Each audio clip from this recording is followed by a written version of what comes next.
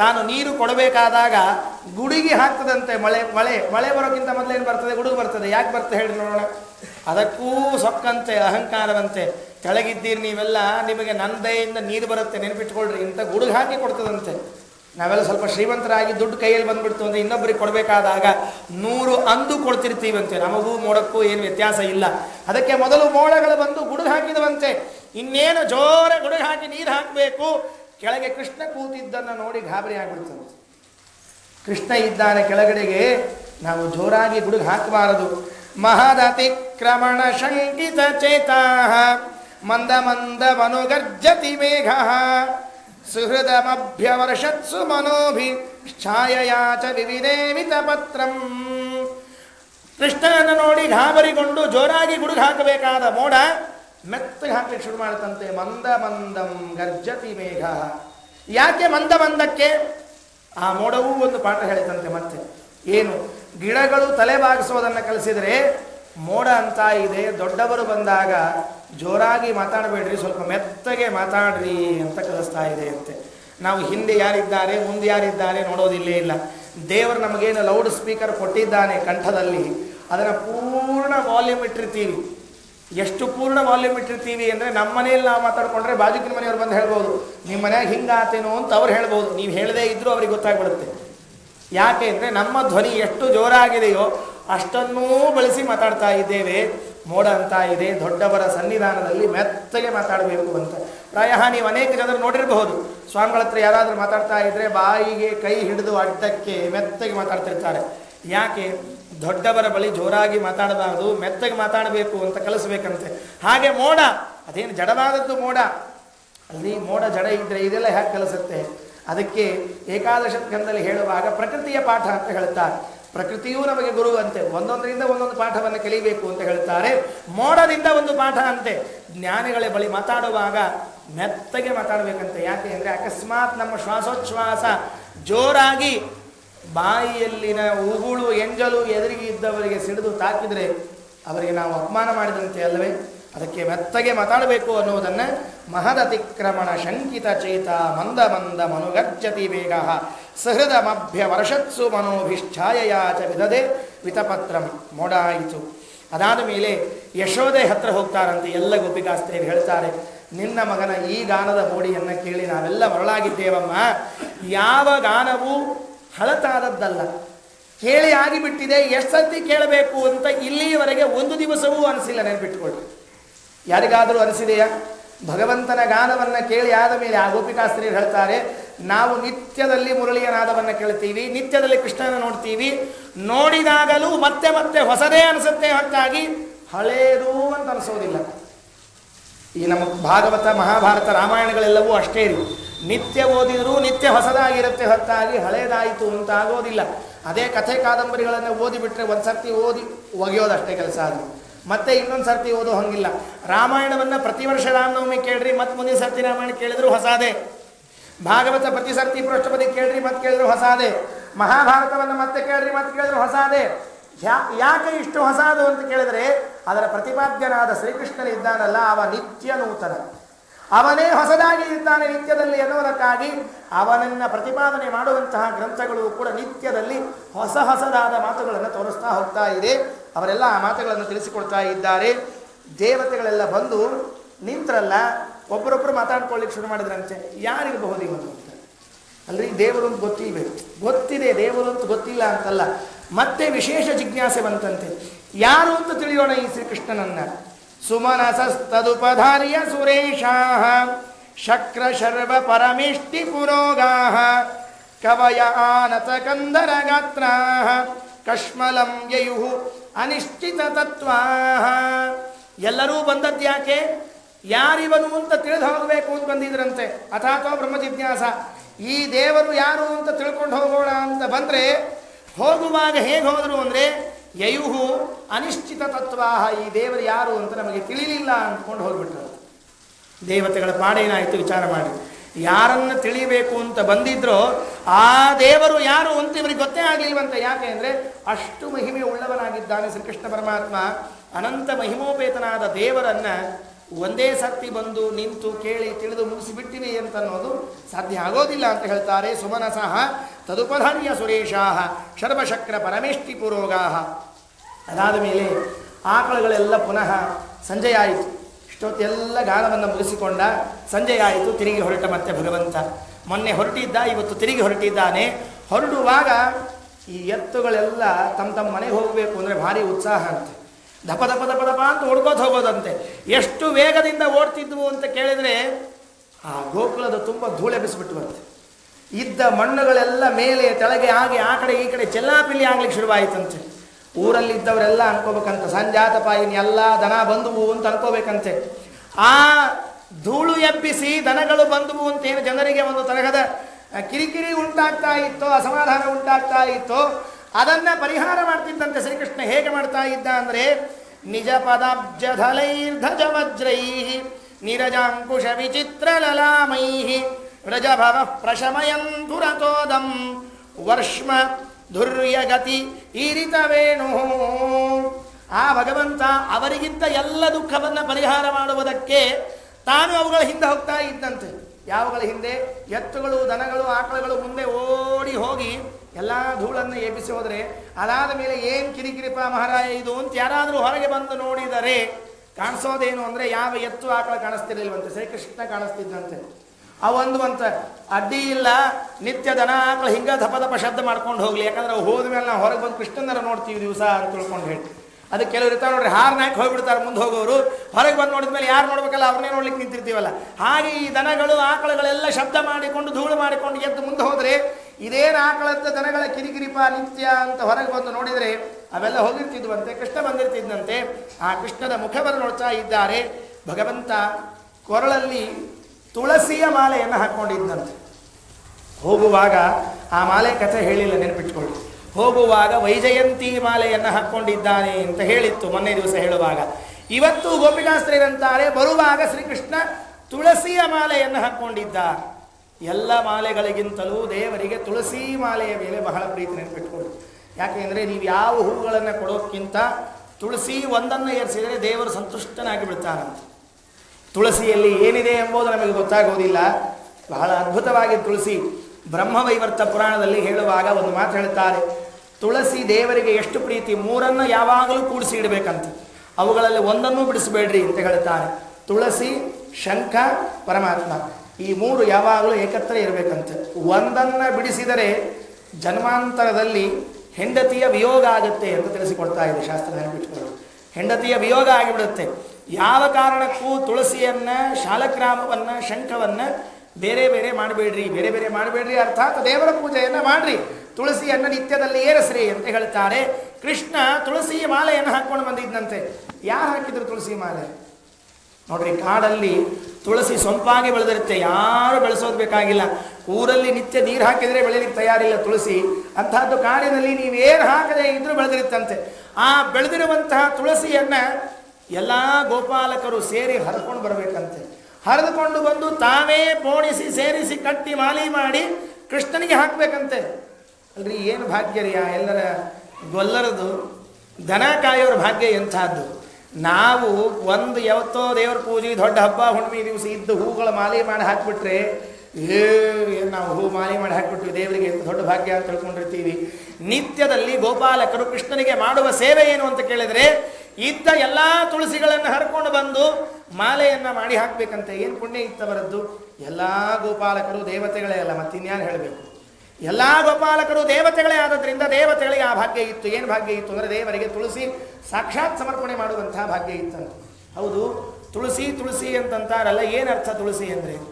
ಯಾಕೆ ತುಳಸಿ ಅಂತ ಕರಿಬೇಕಾಗಿಗೆ ಯಾರಿಗೆ ಗೊತ್ತ್ರಿ? ನಮ್ಮ ಮನ್ಯಾಗ ಹಿರಿಯರು ಹೇಳ್ಕೊಂಡು ಬಂದಾರ, ನಾವು ತುಳಸಿ ಹೇಳ್ಕೊಂಡು ಬಂದೀವಿ, ಮುಗಿದ ಕೆಲಸ ಅಷ್ಟೇ. ಅದಕ್ಕೆ ಸಂಸ್ಕೃತದಲ್ಲಿ ತುಳಸಿ ಎನ್ನುವಲ್ಲಿ ತುಲಾ ರಾಶಿ ಹೆಸರು ಕೇಳಿದ್ದೀರೋ ಇಲ್ಲೋ? ತುಲಾ ರಾಶಿ ಅಂತ ಕೇಳ್ತೇವೆ. ಎಷ್ಟೋ ಮಂದಿಗೆ ನಿಮ್ಮ ತುಲಾ ರಾಶಿ ಇದ್ದಿದೆ.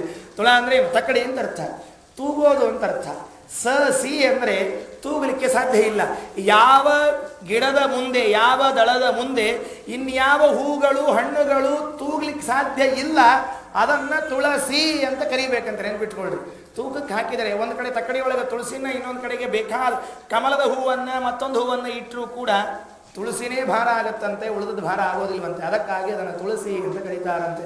ಯಾಕೆ ತುಳಸಿ ಅಂತ ಕರೆದಿದ್ದು? ತುಲಾಂಸತಿ, ತುಲಾಂಸತಿ, ತನ್ನ ಜೊತೆಗೆ ಇನ್ಯಾರನ್ನೂ ಕೂಡಿಸಿಕೊಂಡು ತೂಗಲಿಕ್ಕೆ ಬಿಡೋದಿಲ್ಲ ಅನ್ನೋದಕ್ಕಾಗಿ ಅದನ್ನೇನು ಕರೀತಾರೆ? ತುಳಸಿ ಅಂತ ಕರೀತಾ ಇದ್ದಾರೆ. ತುಳಸಿಯನ್ನು ನಿತ್ಯದಲ್ಲಿ ಏರಿಸಬೇಕಂತೆ. ಏರಿಸುವಾಗಲೂ ಒಂದು ನಿಯಮ ಇದೆ. ಮತ್ತೆ ತುಳಸಿಯನ್ನು ಏರಿಸಬೇಕಾದಾಗ ದೇವರಿಗೆ ಅದರ ಮೇಲೆ ಮಂಜರಿ ಬಂದಿರ್ತದೆ, ನೋಡಿರಬೇಕು. ತುಳಸಿ ಗಿಡದ ಮೇಲೆ, ತುಳಸಿ ದಳದ ನಡುವೆ ಮಂಜರಿ ಅಂತ ಬೆಳೆದಿರ್ತದೆ. ಅದು ಮಂಜರಿ ಅಂತ ಕರೀತಾರೆ. ಬೀಜಗಳಿರ್ತದೆ. ಅದು ಮುಂದೆ ಗಿಡ ಆಗುವುದಕ್ಕೆ ಬರೋದು. ಆ ಮಂಜರಿ ಸಮೇತವಾಗಿ ದೇವರಿಗೆ ತುಳಸಿಯನ್ನು ಏರಿಸಬೇಕಂತೆ. ಏರಿಸಬೇಕು ಅಂತ ಹೇಳ್ಯಾರಂತ ಇಷ್ಟಿಷ್ಟು ಉದ್ದಾದ ಮಂಜರಿ ತೊಗೊಂಡು ಏರಿಸೋದಲ್ಲ, ಮತ್ತೆ ಸಣ್ಣ ಎಳೆ ಮಂಜರಿಗಳಿರಬೇಕು. ಆ ಎಳೆ ಮಂಜರಿಯಿಂದ ಕೂಡಿದ ದಳವನ್ನು ಏರಿಸ್ಬೇಕು. ಮತ್ತು ದೇವರಿಗೆ ಏರಿಸಬೇಕಾದಾಗ ಸಿಂಗಲ್ ತುಳಸಿ ಏರಿಸ್ಲಿಕ್ಕೆ ಹೋಗ್ಬೇಡ್ರಿ. ಒಂದು ದಳ ಅನ್ನೋದು ಹರಿದು ಮುರಿದು ಏರಿಸ್ಲಿಕ್ಕೆ ಹೋಗಬಾರ್ದು. ದಳವನ್ನೇ ಏರಿಸಬೇಕು. ಜೊತೆಗೆ ನಿಮಗೆ ಮಂಜರಿ ಸೇರಿತ್ತು, ಎಸಳಿನ ಎಳೆಯ ಮಂಜರಿ ಸೇರಿತ್ತು ಅಂದರೆ ಬಹಳ ಪ್ರೀತಿಯಂತೆ ದೇವರಿಗೆ ಅಂತ ಪುರಾಣಗಳು ನಮಗೆ ತಿಳಿಸಿಕೊಡ್ತಾ ಇದೆ. ತುಳಸಿ ಏರಿಸಬೇಕು, ನೆನಪಿಟ್ಕೊಳ್ರಿ. ಹೌದು, ಎಲ್ಲಿ ಏರಿಸ್ತೀವಿ ತುಳಸಿನ? ಏನೋ ಎಲ್ಲಿ ಮಳೆ ಆಗ್ತದೆ ಚಲೋತ್ನಾಗ ತುಳಸಿ ಬೆಳೀತಾವ ಏರಿಸ್ತೀವಿ. ಎಲ್ಲಿ ತುಳಸಿನೇ ಬೆಳೆಯೋದಿಲ್ಲ ಅಂಥವರಲ್ಲಿ ಏನು ಮಾಡಬೇಕು? ಈಗ ಪಾಪ ಕೆಲವರೆಲ್ಲ ಬೆಂಗಳೂರು, ಡೆಲ್ಲಿ, ಮುಂಬೈ ಅಂತ ಊರೊಳಗೆ ಅಪಾರ್ಟ್ಮೆಂಟ್ ಒಳಗೆ ಇರ್ತಾರೆ. ಅವ್ರಿಗೆ ನೀವೇನು ತುಳಸಿ ಬೆಳೆಸ್ಲಿಕ್ಕೆ ಪಾಟ್ ಒಳಗೆ ಬೆಳೆಸಬೇಕು. ಅದು ಎರಡು ದಳ ಕಿತ್ಕೊಂಡ್ರೆ ನಾಳೆಗೆ ಬೋಳ್ಗಿಡ ಆಗ್ತದೆ. ಒಂದೇ ದಳ ಕಿತ್ಕೊಂಡ್ರೆ ಪೂಜಾಕ್ಕಾಗಂಗಿಲ್ಲ. ಏನು ಮಾಡ್ಬೇಕು ಮತ್ತೆ ಹಾಗಿದ್ರೆ? ಅದಕ್ಕೂ ಒಂದು ವ್ಯವಸ್ಥೆಯನ್ನು ಮಾಡಿದ್ದಾರೆ. ಏನು ಅಂದರೆ, ಎಲ್ಲಾದರೂ ಹೋದಾಗ ನೀವೇನು ತುಳಸಿ ತಂದಿಟ್ಕೊಂಡಿರ್ತೀರಿ, ಆ ತುಳಸಿಗಳನ್ನು 10 ದಿವಸದವರೆಗೆ ಬಳಸಲಿಕ್ಕೆ ಬರ್ತದೆ, ನೆನಪಿಟ್ಕೊಳ್ಳಿ. ಇವತ್ತು ಬಿಡಿಸಿರ್ತೀರಲ್ಲ, ಇನ್ನು 10 ದಿವಸದವರೆಗೂ ತುಳಸಿ ಫ್ರೆಶ್. ಅದು ನಿತ್ಯದಲ್ಲಿ ಉಪಯೋಗಿಸ್ಕೊಳ್ಬಹುದು. ತುಳಸಿ ದಿವಸ ತೆಗಿಬೇಕು ಅಂತ ಏನು ನಿಯಮ ಇಲ್ಲ. 10 ದಿವಸ ಮಡಿ. 10 ದಿವಸ ಆದ ಮೇಲೆ ಅದು ಮೈಲಿಗೆ, ಮತ್ತೆ ಆಮೇಲೆ ಬಳಸಲಿಕ್ಕೆ ಬರೋದಿಲ್ಲ, ಅದು ತೆಗಿಲೇಬೇಕಾದ. 10 ದಿವಸದವರೆಗೆ ತುಳಸಿಗೆ ಅವಕಾಶವನ್ನು ಮಾಡಿಕೊಟ್ಟಿದ್ದಾರೆ. ಹೌದು, 10 ದಿವಸ ಬಳಸಿದ್ವಿ. 11ನೇ ದಿವಸಕ್ಕೆ ತುಳಸಿ ಇಲ್ಲಲ್ಲ, ಮುಂದಿನ ಕಥೆ ಏನು ಮಾಡ್ತೀವಿ? ಅದಕ್ಕೂ ವ್ಯವಸ್ಥೆ. ನಿನ್ನೆ ಏನು ಏರಿಸಿರಿ ನೀವು ತುಳಸಿ, ಅದನ್ನು ತೆಗೆದು ಒಂದು ಚಲೋ ನೀರನ್ನೇ ತೊಳೆದು ಮಾಜೂಕ್ ಇಟ್ಕೊಳ್ರಿ, ಮತ್ತೆ ಪೂಜಾಕ್ಕೆ ಅದನ್ನೇ ಏರಿಸ್ರಿ ಅಂತ ಹೇಳ್ಯಾರ, ನೆನಪಿಟ್ಕೊಳ್ರಿ. ಮತ್ತೆ ತುಳಸಿ ಇಲ್ಲದೆ ಹೋದರೆ ಎಷ್ಟು ವ್ಯವಸ್ಥೆ ಅನ್ನೋದನ್ನೇ. ಇದೆಲ್ಲ ಯಾಕೆ ಅಂದರೆ ತುಳಸಿ ಮೇಲೆ ದೇವರಿಗಿರೋ ಪ್ರೀತಿ. ತುಳಸಿಯನ್ನು ಏರಿಸಿಯೇ ಪೂಜೆ ಮಾಡ್ರಿ ಅನ್ನೋದಕ್ಕೆ ಇರೋ ಮಹತ್ವ. 11ನೇ ದಿವಸಕ್ಕೆ ಆ ತುಳಸಿ ತೊಳೆದಾದರೂ ಏರಿಸಿ. ಅದೂ ಇಲ್ಲ, 10 ದಿವಸ ಏರಿಸಿದ್ವಿ, ಅದೂ ಇಲ್ಲ ಅಂದರೆ ಕೊನೆಗೊಂದು ಕೆಲಸ ಮಾಡಿರಿ. ನಿಮ್ಮ ಗಿಡ ಏನು ಒಣಗಿ ನಿಂತದಲ್ಲ ತುಳಸಿ ಕಾಷ್ಟ, ಆ ಕಟ್ಟಿಗೆ ಮುರಿದಾದರೂ ದೇವರ ತಲೆ ಮೇಲೆ ಇಡ್ರಿ ಅಂತ ಹೇಳ್ತಾರೆ. ತುಳಸಿ ಕಾಷ್ಟವನ್ನಾದರೂ ದೇವರಿಗೆ ಏರಿಸ್ರಿ, ಅಷ್ಟು ದೇವರಿಗೆ ತುಳಸಿ ಮೇಲೆ ಪ್ರೀತಿ ಇದೆ. ಆಚಾರ ಅದೂ ಇಲ್ಲ ನಮ್ಮ ಮನ್ಯಾಗ. ತುಳಸಿ ಇಲ್ಲ, ತೆಗೆದಿಟ್ಕೊಂಡದ್ದಿಲ್ಲ, 10 ದಿವಸದ್ದಿಲ್ಲ, ನಿನ್ನೆ ತೊಳೆದದ್ದಿಲ್ಲ, ತುಳಸಿ ಕಾಷ್ಟ ಇಲ್ಲ. ಕೊನೆಗೆ ಏನು ಮಾಡೋದು ಅಂತ ಕೇಳಿದ್ರೆ, ಎಲ್ಲಿ ತುಳಸಿ ಬೆಳೆದಿರ್ತದಲ್ಲ ಆ ಬೆಳೆದ ಮಣ್ಣಿದೆಯಲ್ಲ, ಮಣ್ಣನ್ನಾದರೂ ಮುದ್ದಿ ಮಾಡ್ಕೊಂಡು ತೊಗೊಂಡು ಬಂದು ಗುಳಿಗೆ ಮಾಡಿ ಇಟ್ಕೋಬೇಕಂತೆ. ಗಂಧದ ಗುಳಿಗೆ ಮಾಡಿ ಇಟ್ಕೋತಿಲ್ಲ, ಹಂಗೆ ತುಳಸಿ ಬೆಳೆದ ಮಣ್ಣಿನ ಮುದ್ದಿ ಮಾಡಿ ಅದನ್ನು ದೇವರ ತಲೆ ಮೇಲೆ ಏರಿಸಿ, ಅಂದರೆ ಶಾಲಿಗ್ರಾಮದ ಮೇಲೆ ಇಟ್ಟು ಪೂಜಾ ಮಾಡ್ರಿ, ಅದನ್ನೂ ದೇವರು ತಗೊಳ್ತಾನಂತ. ಆಚಾರ ನಮ್ಮಲ್ಲಿ ಮಣ್ಣೂ ಇಲ್ಲ, ನೀವಿನ್ನೆಲ್ಲೂ ಇಲ್ಲ ಅಂತ ಅರ್ಥ. ಅದಕ್ಕೊಂದು ಕಾರಣ ಹೇಳ್ತಾರೆ, ಏನೂ ಇಲ್ಲ ಅಂದರೆ ಕೊನೆಗೆ ಬಾಯಿಯಿಂದ ತುಳಸಿ ತುಳಸಿ ಅಂತ ಹೇಳಾದರೂ ಪೂಜೆ ಮಾಡ್ರಿ, ಅದು ಇಲ್ಲದೆಯೂ ಪೂಜೆ ಮಾಡ್ಲಿಕ್ಕೆ ಹೋಗ್ಬಿಡ್ರಿ. ತುಳಸಿ ಕೃಷ್ಣನಿಗೆ ದೇವರಿಗೆ ಬಹಳ ಪ್ರೀತಿ. ಎಷ್ಟು ಆಪ್ಷನ್ಸ್ ಇವೆ ನೆನಪಿಟ್ಕೊಳ್ರಿ. ಪೂಜೆ ಮಾಡಬೇಕು ಅಂತ ಮನಸ್ಸಿದ್ದವನು ಏನಾದರೂ ಮಾಡ್ತಾನೆ, ಮನಸ್ಸೇ ಇಲ್ಲದವ ಎಲ್ಲ ಆಪ್ಷನ್ ಹುಡುಕ್ತಾ ಇರ್ತಾನಂತೆ. ಅದಕ್ಕೆ 10 ಆಪ್ಷನ್, 4 ಆಪ್ಷನ್ಗಳನ್ನು ಕೊಟ್ಟಿದ್ದಾರೆ.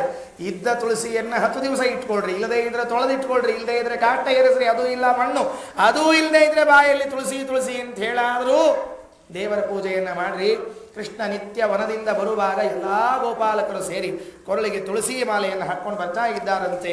ಅಂತಹ ಅದ್ಭುತವಾದ ಆ ವೇಣುಗಾನದ ಮಾಧುರ್ಯವನ್ನೆಲ್ಲ ತಿಳಿಸ್ತಾ ಇದ್ದಾರಂತೆ. ಬರುವಾಗ ದಾರಿಯಲ್ಲಿ ಗಂಧ ವಾಯುದೇವರು ತಮ್ಮ ಸೇವೆಯನ್ನು ಮಾಡ್ತಾ ಇದ್ದಾರಂತೆ. ಏನು ವಾಯುದೇವರು ತಾವು ಸೇವೆ ಮಾಡ್ತಾ ಇರೋದು? ಗಂಧದ ಸೇವೆಯನ್ನು ಮಾಡ್ತಾ ಇದ್ದಾರಂತೆ. ದೇವರಿಗೆ ಗಂಧಂ ಸಮರ್ಪಯಾಮಿ ಅಂತಂತೀವಲ್ಲ, ಆ ಗಂಧ ಸಮರ್ಪಣೆಯ ಕೆಲಸವನ್ನು ಯಾರು ಮಾಡ್ತಾ ಇದ್ದಾರೆ? ವಾಯುದೇವರು ಮಾಡ್ತಾ ಇದ್ದಾರಂತೆ.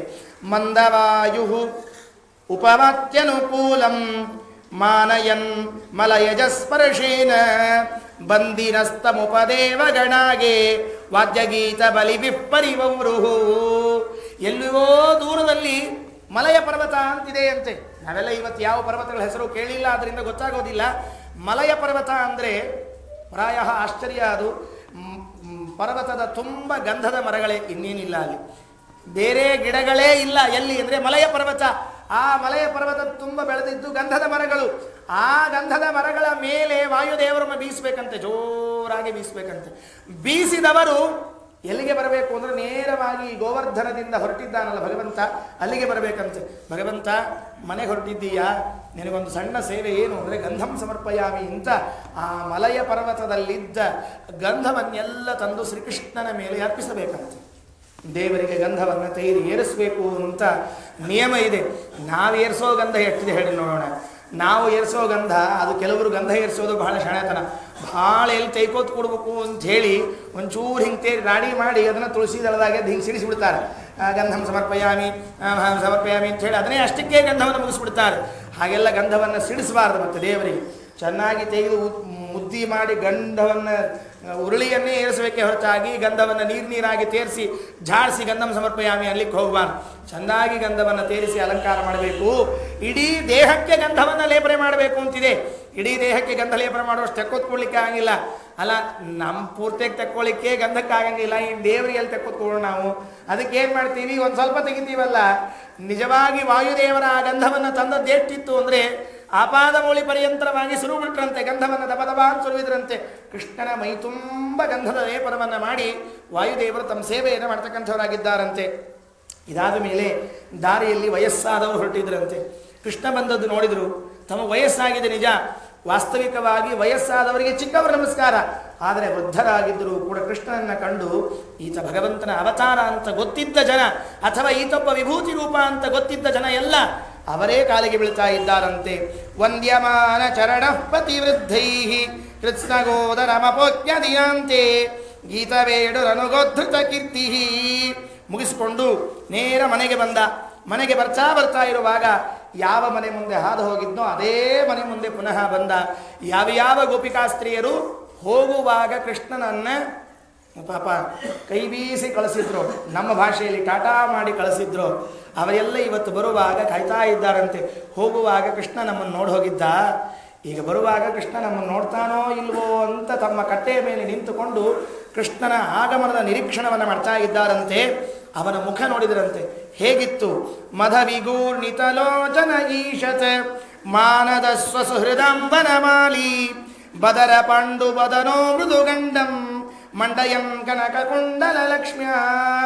ಆ ಕೃಷ್ಣನ ಮುಖವನ್ನು ನೋಡ್ತಾ ಇದ್ರೆ ಈಗಾಗಲೇ ರಾತ್ರಿಯಾಗಿ ತಿರುಗಿ ಚಂದ್ರೋದಯ ಆಗಿ ಬಿಟ್ಟಿದೆ ಏನೋ ಅಂತ ಅನಿಸ್ಬೇಕಂತೆ.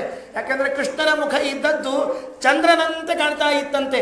ಅರ್ಧರಾತ್ರಿ ಸುಮಾರಾಗಿ ಸಂಜೆ ರಾತ್ರಿ ಆದ ಮೇಲೆ ಕತ್ಲಾದ ಮೇಲೆಲ್ಲೋ ಆಕಾಶದಲ್ಲಿ ಚಂದ್ರನ ನೋಡಬೇಕು. ಆದರೆ ಚಂದ್ರನೇ ನಡೆದು ಬರ್ತಾ ಇದ್ದಾನೇನೋ, ಆ ಮುಖ ನೋಡಿಬಿಟ್ರೆ ಅಷ್ಟು ಸುಂದರವಾಯಿತಂತೆ. ಒಂದು ವಿಚಿತ್ರವಾದ ಶಬ್ದ ಆಡ್ತಾ ಇದ್ದಾರೆ ಭಾಗವತದಲ್ಲಿ. ಬದರ ಪಾಂಡು ವದನೋ ಮೃದುಗಂಡಂ. ದೇವರ ಮುಖ ಎಷ್ಟಿತ್ತು, ಹೇಗಿತ್ತು ಅಂದರೆ ಬದರ ಪಾಂಡು ವದನ. ಪಾಂಡು ಅಂದರೆ ಬೆಳ್ಳಗೆ.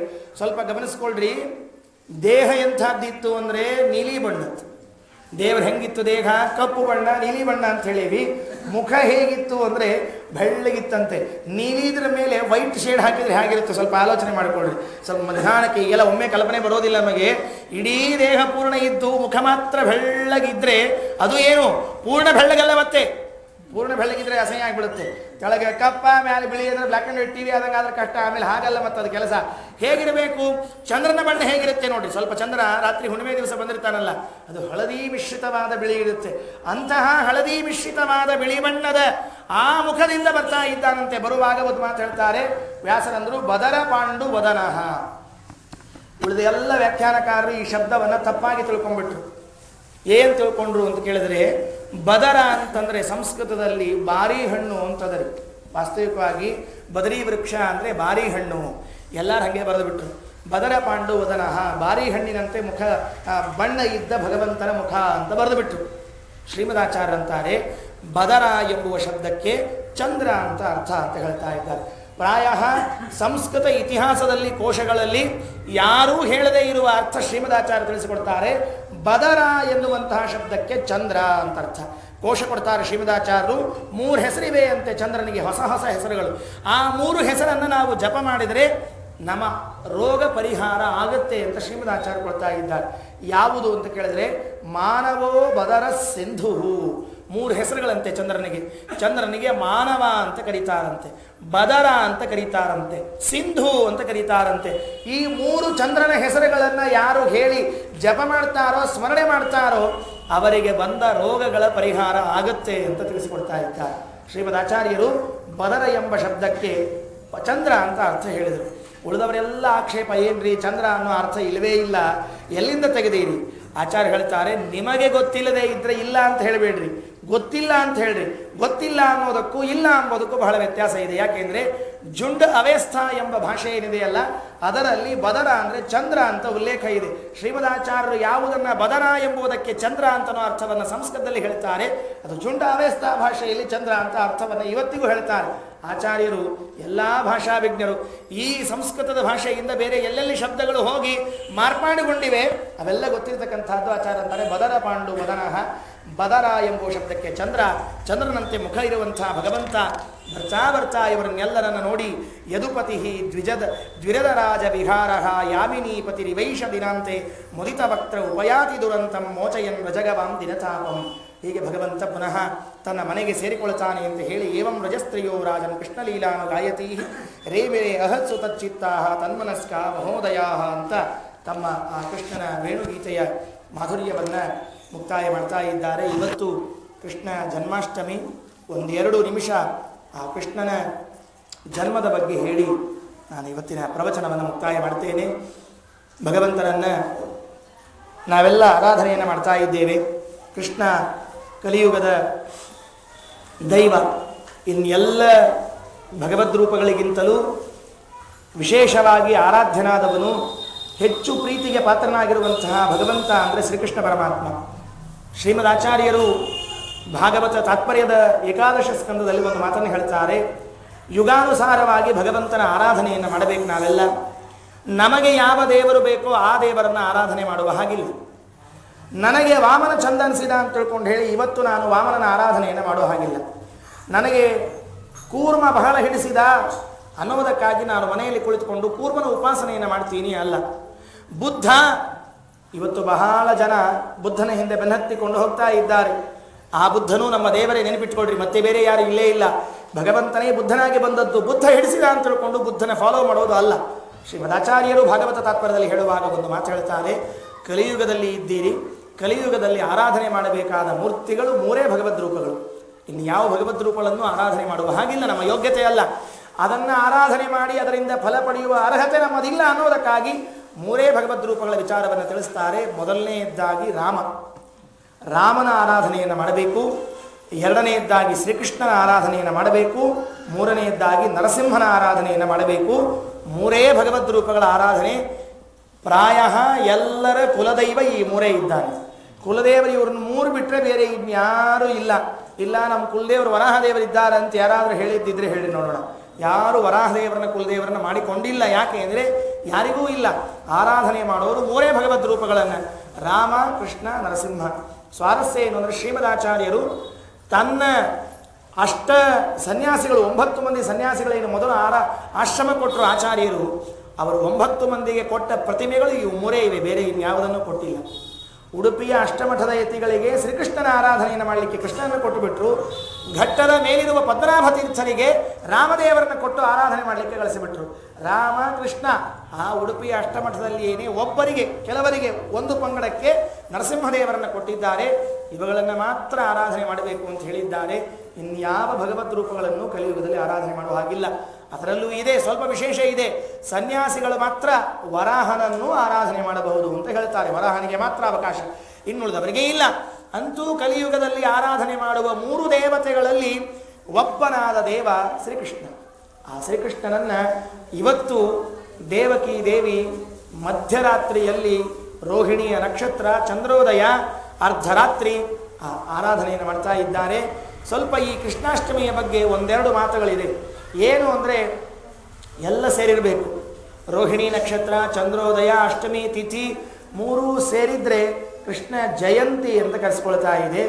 ಇದ್ದಿದ್ದಿಲ್ಲ, ಯಾವುದಾದ್ರೂ ಒಂದು ಅದರಲ್ಲಿ ಮಿಸ್ ಆಗಿತ್ತು ಅಂದರೆ ಕೇವಲ ಕೃಷ್ಣ ಅಷ್ಟಮಿ ಅಂತ ಕರೆಸ್ಕೊಳ್ತಾ ಇದೆ. ನಾವೆಲ್ಲ ಕೆಲವೊಮ್ಮೆ ಕೃಷ್ಣಾಷ್ಟಮಿಯನ್ನು, ಕೆಲವೊಮ್ಮೆ ಕೃಷ್ಣ ಜಯಂತಿಯನ್ನು ಆಚರಣೆ ಮಾಡ್ತೀವಿ. ಎಲ್ಲವೂ ಕೂಡಿ ಬಂದಾಗ ಜಯಂತಿ, ಬರೇ ತಿಥಿ ಅಥವಾ ನಕ್ಷತ್ರ ಅಥವಾ ಚಂದ್ರೋದಯ ಹೀಗೆಲ್ಲ ಇದ್ದರೆ ಆವಾಗ ಅಷ್ಟಮಿ ಅಂತ ತಿಳಿದುಕೊಂಡು, ಅಂತಹ ಅಷ್ಟಮಿ ಇವತ್ತು ರಾತ್ರಿ ಭಗವಂತ ಅವತಾರ ಮಾಡ್ತಾನೆ. ಅವನನ್ನು ಹೇಳುವ ಒಂದು ಶ್ಲೋಕ ಇದೆ, ನೆನಪಿಟ್ಕೊಳ್ಳಿ. ಯಾವ ಶ್ಲೋಕವನ್ನು ನಾವೆಲ್ಲ ನಿತ್ಯ ಅದು ಎಲ್ಲೋ ತಪ್ಪಿ ಸಂಧ್ಯಾವಂದನೆ ಶ್ಲೋಕ ಆಗಿ ಕೂತ್ಕೊಂಡ್ಬಿಟ್ಟಿದೆ. ನಮೋ ಬ್ರಹ್ಮಣ್ಯ ದೇವಾಯ ಗೋಬ್ರಾಹ್ಮಣ ಹಿತಾಯ ಚ ಜಗದ್ಧಿತಾಯ ಕೃಷ್ಣಾಯ ಗೋವಿಂದಾಯ ನಮೋ ನಮಃ. ಎಲ್ಲರೂ ಈ ಶ್ಲೋಕವನ್ನು ಹೇಳ್ತಿರ್ತೇವೆ, ಹೇಳಬೇಕು. ಎಲ್ಲರೂ ಪ್ರತಿಯೊಬ್ಬರೂ ಈ ಶ್ಲೋಕವನ್ನು ಹೇಳಬೇಕು. ಯಾವ ದೋಷವೂ ಇಲ್ಲ, ಯಾವ ಸಮಸ್ಯೆಯೂ ಇಲ್ಲ. ಈ ಶ್ಲೋಕ ಕೃಷ್ಣನ ವ್ಯಕ್ತಿತ್ವವನ್ನು ಪರಿಚಯ ಮಾಡಿಕೊಳ್ಳಲಿಕ್ಕೆ ಇರುವಂತಹ ಶ್ಲೋಕ. ಆ ಭಗವಂತನನ್ನು ಹೇಳುವಾಗ ನಮೋ ಬ್ರಹ್ಮಣ್ಯ ದೇವ, ದೇವರು ಎಂಥವನು? ಬ್ರಹ್ಮಣ್ಯ ದೇವ. ಗೋಬ್ರಾಹ್ಮಣ ಹಿತಾಯ ಚ ಜಗದ್ಹಿತಾಯ ಕೃಷ್ಣಾಯ ಗೋವಿಂದಾಯ ನಮೋ ನಮಃ. 3 ಕಾರಣವನ್ನು ಕೊಡ್ತಾರೆ. ಕೃಷ್ಣನನ್ನು 3 ದೃಷ್ಟಿಯಲ್ಲಿ ನೋಡ್ರಿ. ಯಾವ 3 ದೃಷ್ಟಿ? ನಮೋ ಬ್ರಹ್ಮಣ್ಯ ದೇವಾಯ. ಬ್ರಹ್ಮಣ್ಯ ದೇವ, ಸಾಮಾನ್ಯವಾಗಿ ನಾವೆಲ್ಲ ಬ್ರಹ್ಮಣ್ಯ ಅಂತಂದರೆ ಯಾರೋ ಬ್ರಾಹ್ಮಣ ಅಂತನೋ ಅರ್ಥದಲ್ಲಿ ತಿಳ್ಕೊಂಡ್ಬಿಡ್ತೀವಿ. ಅಲ್ಲ, ಬ್ರಹ್ಮಣ್ಯ ಅಂದರೆ ಯಾರೋ ಬ್ರಾಹ್ಮಣ ಅಂತ ಅರ್ಥ ಅಲ್ಲ. ಅಲ್ಲಿರೋದು 3 ಕೆಟಗರಿಯಲ್ಲಿ ಇಟ್ಟುಬಿಟ್ಟಿದ್ದಾರೆ. ಬ್ರಹ್ಮಣ್ಯ ದೇವತೆಗಳು, ಗೋಬ್ರಾಹ್ಮಣ ಜಗತ್ತಿನಲ್ಲಿರುವಂತಹ ಗೋವುಗಳು ಮತ್ತು ಬ್ರಾಹ್ಮಣರು, ಜಗದ್ಹಿತಾಯ ಸಮಗ್ರವಾದ ಜಗತ್ತಿಗೆ ಮಾಡುವಂತಹ ಆರಾಧನೆ. ಜಗತ್ತಿಗೆ ಹಿತವನ್ನು ಮಾಡ್ತಾನೆ, ಜಗತ್ತಿನಲ್ಲಿರುವ ಗೋವುಗಳಿಗೆ ಬ್ರಾಹ್ಮಣರಿಗೆ ಹಿತವನ್ನು ಮಾಡ್ತಾನೆ, ಬ್ರಾಹ್ಮಣ್ಯರಿಗೆ ಹಿತವನ್ನು ಮಾಡ್ತಾ ಇದ್ದಾನೆ. ಏನರ್ಥ ಅದರದ್ದು? ಸುಮ್ಮನೆ ಸಂಧ್ಯಾವಂದನೆ ಮಾಡಿಬಿಡಬಾರದು, ಶ್ಲೋಕಾರ್ಥ ತಿಳ್ಕೊಂಡು ಮಾಡಬೇಕು. ಸಂಧ್ಯಾವಂದನೆ ಶ್ಲೋಕ ಅಲ್ಲ, ಅದು ಪುರಾಣದ ಶ್ಲೋಕ. ನಾವು ಕೊನೆಗೆ ಕೃಷ್ಣನ ಸ್ಮರಣೆ ಮಾಡ್ತಾ ಮುಗಿಸ್ತೀವಿ ಅನ್ನೋದಕ್ಕೆ ಆ ಶ್ಲೋಕ ಅಲ್ಲಿಗೆ ಬಂದದ್ದು ಅಷ್ಟೇ. ಬ್ರಹ್ಮಣ್ಯ ಈ ಶಬ್ದದ ಅರ್ಥ ಅದು ಯತ್, ಸಂಸ್ಕೃತದಲ್ಲಿ ಯತ್ ಪ್ರತ್ಯಯ ಅಂದರೆ ಹಿತಾರ್ಥೆ. ಎಲ್ಲ ದೇವತೆಗಳಿಗೆ ಹಿತವನ್ನ ಮಾಡುವ ಭಗವದ್ ರೂಪ ಅದು ಬ್ರಹ್ಮಣ್ಯ ರೂಪ. ಬ್ರಹ್ಮ ಅಂದರೆ ದೇವತೆಗಳು, ಬೇಕಾದಷ್ಟು ಅರ್ಥ ಇದೆ ಬ್ರಹ್ಮ ಶಬ್ದಕ್ಕೆ. ಭಗವಂತ ಅರ್ಥ ಇದೆ, ಚತುರ್ಮುಖ ಬ್ರಹ್ಮದೇವರಿದೆ, ದೇವತೆಗಳು ಅಂತ ಅರ್ಥ ಇದೆ. ಬ್ರಹ್ಮಣ್ಯ ಅಂದರೆ ದೇವತೆಗಳಿಗೆ ಹಿತವನ್ನ ಮಾಡುವ ಭಗವದ್ ರೂಪ. ಸಾಕು, ಸದ್ಯಕ್ಕಷ್ಟೇ ತಿಳ್ಕೊಳ್ಳೋಣ, ಬಹಳ ತಿಳ್ಕೊಂಡ್ರೆ ಗದ್ದಲ ಆಗತ್ತೆ. ಗೋಬ್ರಾಹ್ಮಣ ಹಿತಾಯ ಚ, ಗೋವುಗಳು ಮತ್ತು ಬ್ರಾಹ್ಮಣರು ಅಲ್ರಿ, ಎರಡೇ ಏನಿರೋದು ಜಗತ್ತಿನಲ್ಲಿ. ಗೋವುಗಳು ಬ್ರಾಹ್ಮಣರು ಇಷ್ಟೇ, ಏನು ಬೇಕಾದ ಜನ ಇದ್ದಾರಲ್ಲ. ಮುಂದೆ ಜಗದ್ಹಿತಾಯ ಅಂತ ಹೇಳಿದ್ದೀರಿಯಲ್ಲ, ಮತ್ತೆ ಎಲ್ಲ ಜಗತ್ತಿನಲ್ಲಿ ಹಿತ ಮಾಡೋದು ಬೇಡ. ಒಂದು ಕೆಲಸ ಮಾಡ್ರಿ, ಏನು ಅಂತ ಕೇಳಿದ್ರೆ, ಗೋ ಅನ್ನೋ ಶಬ್ದಕ್ಕೆ ಎಲ್ಲ ಪಕ್ಷಿ ಪ್ರಾಣಿಗಳು, ಬ್ರಾಹ್ಮಣ ಅನ್ನುವ ಶಬ್ದಕ್ಕೆ ಎಲ್ಲ ಜೀವರಾಶಿಗಳು. ಎಲ್ಲ ಪಕ್ಷಿ ಪ್ರಾಣಿಗಳಿಗೂ ಎಲ್ಲ ಜೀವರಾಶಿಗಳಿಗೂ ಕೂಡ ಕ್ಷೇಮವನ್ನು ಉಂಟು ಮಾಡುವಂತಹ ವ್ಯಕ್ತಿ ಯಾರೋ ಅವನು ಶ್ರೀಕೃಷ್ಣ. ಜಗದ್ಹಿತಾಯ, ಜಗತ್ತಿಗೆ ಕ್ಷೇಮವನ್ನು ಮಾಡ್ತಾನೆ. ಜಗತ್ತಿನ ಕ್ಷೇಮ ಏನು? ಜಗತ್ತನ್ನು ಸೃಷ್ಟಿಗೆ ತರೋದು, ಜಗತ್ತನ್ನು ಸಂಹಾರಗೊಳಿಸೋದು, ಹುಟ್ಟು ಸಾವುಗಳನ್ನು ಮಾಡಿಸೋದೇ ಜಗತ್ತಿನ ಕ್ಷೇಮ. ಅದನ್ನು ಮಾಡ್ತಾನೆ ಕೃಷ್ಣ. ಗೋವಿಂದಾಯ ನಮೋ ನಮಃ. ಅಂತಹ ಗೋವಿಂದನಿಗೆ ನಮ್ಮೆಲ್ಲರ ನಮಸ್ಕಾರ ಅಂತ ನಾವೆಲ್ಲರೂ ಆ ಕೃಷ್ಣನ ಸ್ತೋತ್ರವನ್ನು ಮಾಡ್ತೀವಿ. ಅಂತಹ ಶ್ರೀಕೃಷ್ಣ ಪರಮಾತ್ಮ ದೇವಕ್ಯಾಂ ದೇವರೂಪಿಣ್ಯಾಂ ವಿಷ್ಣು ಸರ್ವಗುಹಾಶ್ರಯ ಆವಿರಾಸೀದ್ಯಥಾ ಪ್ರಾಚ್ಯಾಂ ದಿಶೇಂದುರಿವ ಪುಷ್ಕಲಃ. ತುಂಬ ಭಯದ ವಾತಾವರಣದ ಮಧ್ಯದಲ್ಲಿ ಎಲ್ಲ ಕಂಸನ ಭೃತ್ಯರು ಸೇವಕರು ಯಾವಾಗ 8ನೇದನ್ನು ಹಿಡಿತಾಳೆ ದೇವಕಿ, ತಕ್ಷಣಕ್ಕೆ ಹೋಗಿ ಸುದ್ದಿಯನ್ನು ಹೇಳಬೇಕು. ಹೇಳಿಬಿಟ್ಟಿದ್ದಾನೆ ಕಂಸ.